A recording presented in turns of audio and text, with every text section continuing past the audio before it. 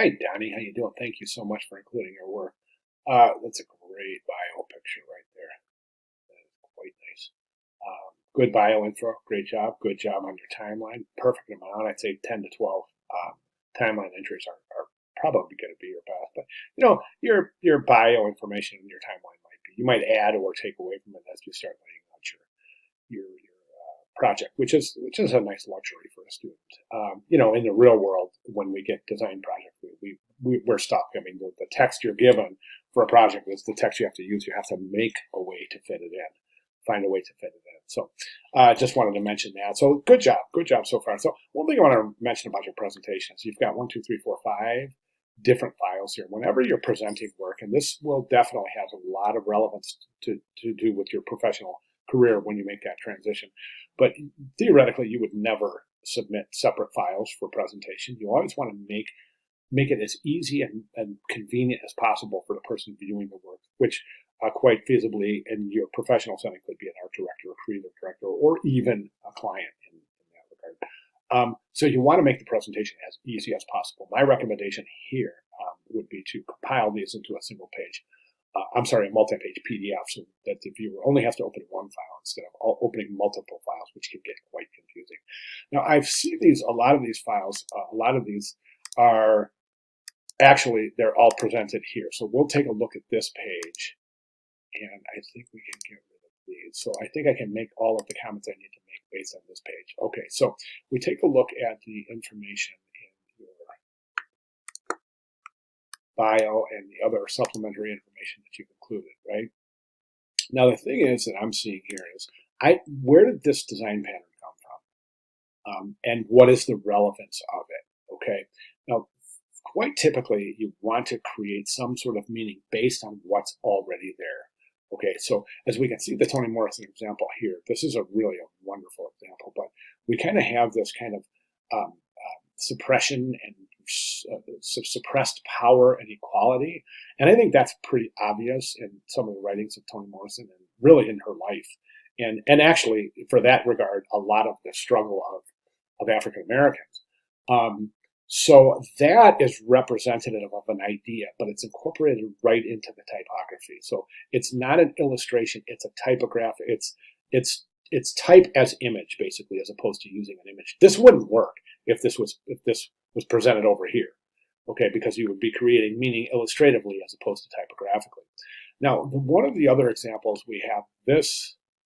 Actually, I'm going to go to the announcements. Wait a second. Go to the announcements. I want to show you this example here because we have pattern in this example, right? But the pattern is taken right from her garment, as we can see. The pattern is established there, and then it's taken from her garment. So we can see where that's established. But I guess what I'm trying to say here is I'm not exactly sure where this pattern came from. Okay, so basically what you're doing here is you're creating this illustration, so you're not necessarily creating meaning using typography. In the example I just showed you, the pattern was incorporated into the type. I would recommend that you do the same thing in that regard. The idea here is Donnie, the idea is that everything makes sense.